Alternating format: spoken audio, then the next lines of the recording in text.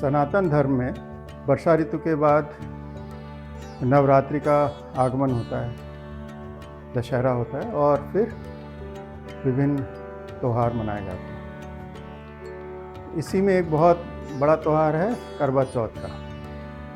जो करवा चौथ है उसको अगर हम वर्तमान परिप्रेक्ष्य में देखें तो वो कहा जाता है कि एक जो सुहागिन स्त्री है वो अपने पति की दीर्घायु के लिए ये व्रत रखती है।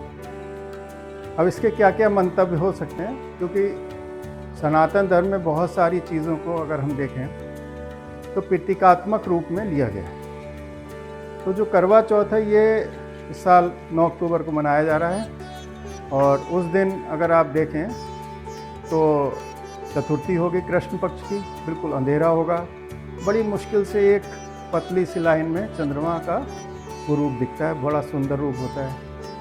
और अगर वैसे आप देखें तो उसमें जो ये व्रत रखा जाता है तो व्रत की जो इम्पोर्टेंस है वो आजकल हर जगह पर बताई जा रही है। तो आप ये देखिए कि नवदुर्गे हुए, घर में बहुत चहल पहल रही, उसके बाद दशहरा का पर्व हुआ, उसमें भी बहुत चहल पहल रही। तो घर की जो स्त्रियां हैं उनको इस बात का मौका नहीं मिलता है कि वो अपने लिए कुछ करें।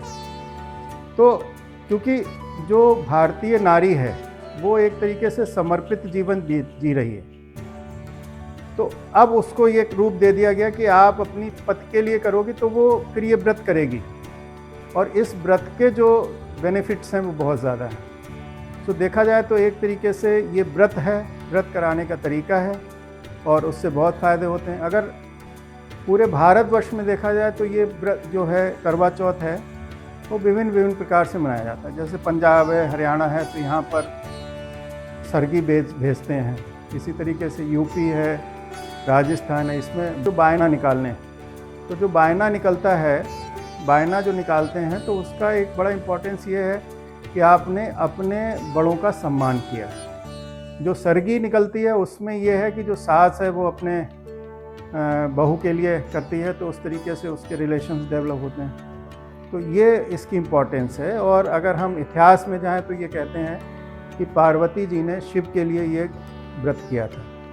और अगर आधुनिक पौराणिक संदर्भ में देखें तो करवा नाम की जो स्त्री थी उसने अपने पति को मगरमच्छ से बचाया, ऐसी कहानी है, और फिर उसने व्रत किया।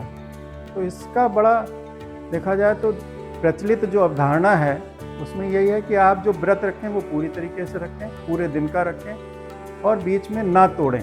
तो इस तरीके से आप इसको समझते हुए करवा चौथ का व्रत मनाएं।